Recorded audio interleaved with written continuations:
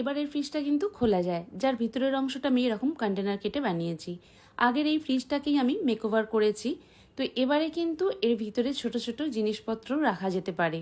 এই যে ছোট ছোট জিনিসগুলো আমি রাখছি, এই জিনিসগুলো কিন্তু আমার ক্লে দিয়ে তৈরি, যার মেকিং ভিডিও তোমরা প্রোফাইলেই পেয়ে যাবে। এখানে তোমরা একটু লক্ষ্য করলে দেখতে পাবে ফ্রিজের পাল্লাটা ঠেলে দিলেই কিন্তু সুন্দরভাবে আটকে যাচ্ছে। আর এটা আমি কিভাবে করলাম সেটাও দেখাবো।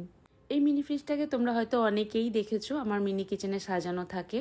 তো তোমরা বেশ কয়েকদিন ধরে রিকোয়েস্ট করছো দিদি ফ্রিজ বানাও যার মধ্যে জিনিস রাখা যায়।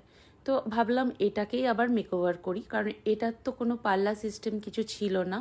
এটা বানিয়েছিলাম অনেক আগে, একদম প্রথম দিকে, যখন আমি অতটাও ডিটেলসে কিছু করতাম না। এবার বেশ কয়েকদিন ধরে যখন তোমাদের এত রিকোয়েস্ট পাচ্ছিলাম, তখন মাথার মধ্যে সবসময় ঘুরছে কিভাবে ফ্রিজের ভিতরটা বানাবো, আর সেটা খুব সহজে কিভাবে বানাবো। তখন এই কন্টেনারটা আমার হাতে আসে, যেটা আমি ফেলেই দিতে যাচ্ছিলাম। তারপর মাথায় এলো যে আমি তো ফ্রিজ বানাবোই ভাবছি, আর ফ্রিজের ভিতরের অংশটা তো এরকম সাদাই দেখতে হয়, এটা কেটে কেটেই যদি ভিতরের অংশটা বানানো যায়, তাই আবার রেখে দিয়েছিলাম। এখানে যেমন যেমন সাইজ লাগবে আমি কেটে টুকরো করে বার করে নিয়েছি, আর প্রত্যেকটা টুকরোকে আমি এখানে ফেভিকুইক দিয়ে জুড়ে দিয়েছি। যেহেতু এটা আমি ডাবল ডোর ফ্রিজ বানাচ্ছি, তাই ওপরের দিকে একটা পার্টিশন দিয়ে দিয়েছি আর নিচে দুটো র্যাক করে দিয়েছি। বেশি ডিটেলস আমি আর এখানে দিইনি, একটু সহজভাবেই বানানোর চেষ্টা করেছি। পাল্লাটা চেঞ্জ করার সময় আমার কালারটা একটুও চেঞ্জ করতে ইচ্ছা হচ্ছিল না, কিন্তু খোলার সময় একটু নষ্টও হয়ে গেছিলো। আর যেহেতু মেকওভার করছি, একটু কালারটা আলাদা হলে তবেই জিনিসটা চোখে পড়ে, না হলে মনে হবে একই রয়ে গেল। তাই এখানে আমি সুপার ক্লে নিয়েছি, কারণ আমার কাছে কোনো রকম কালার কাগজ ছিল না। সুপার ক্লে দিয়েই কভারটা করে নিয়েছি। এই অংশটা একটু ছোট্ট করে ডিজাইন করে দিচ্ছি, এখানটা আমি পরে একটু কালো কালার করে দেব। এই অংশটা ধরেই কিন্তু ফ্রিজটা খোলা যাবে, আলাদা করে কোনো হাতল আমি রাখছি না। ওপরের পাল্লাটাও কভার করে নিয়েছি। এবার করে নেব কালার। এখানে আমি অ্যাক্রিলিক কালার ইউজ করছি, আর এই কালারটা আমি তৈরি করেছি লাল পিঙ্ক সমানভাবে নিয়েছি, তার সঙ্গে সামান্য একটু কালো মিশিয়ে কালারটা তৈরি করে নিয়েছি।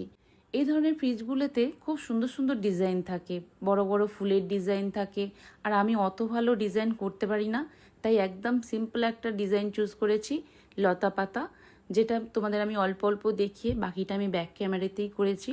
কারণ আমার ক্যামেরার সামনে ডিজাইন দেখাতে গেলে ভীষণভাবে হাত কেঁপে যায়, তাই আমি ব্যাক ক্যামেরায় বেশিটা করেছি। আর এখানে যে ব্যাকে তোমরা সাইকেলটা দেখতে পাচ্ছ, এই সাইকেলটাও কিন্তু আমি পুরোটাই সুপার ক্লে দিয়ে বানিয়েছি, যার মেকিং ভিডিও প্রোফাইলেই আছে। ফ্রিজের বাকি বডিটাও আমি একই কালার করে নিয়েছি। এবার পাল্লাগুলো একটু গ্লজি লুক আনার জন্য এখানে আমি ইউভি জেল পলিশ ইউজ করছি, তোমরা চাইলে রেজিনও ইউজ করতে পারো। দুটোর যেটাই ইউজ করো না কেন, অবশ্যই কিন্তু সেটা ইউভি লাইটে শুকিয়ে নিতে হবে, না হলে কিন্তু চটচট করবে। অবশ্য শুকিয়ে যাবার পরেও চটচট করে, তবে সেটা আস্তে আস্তে কেটে যায়। তোমাদের প্রথমে বলেছিলাম পাল্লা ঠেলে দিলে আটকে যাচ্ছে, সেটা কি করে হচ্ছে, সেটাও কিন্তু এই ইউভি জেল পলিশ বা রেজিনের জন্যই হচ্ছে। কারণ পাল্লার সাইডেও একটু ইউভি জেল পলিশ আমি দিয়ে দিয়েছিলাম, যেটা শুকিয়ে যাওয়ার পরেও একটু চটচটে ব্যাপারটা আছে, আর ঠেলে দিলে আটকে যাচ্ছে। ফ্রিজ মেকওভারের আইডিয়াটা কেমন ছিল অবশ্যই কমেন্ট করে জানিও। আজকের মতো টাটা।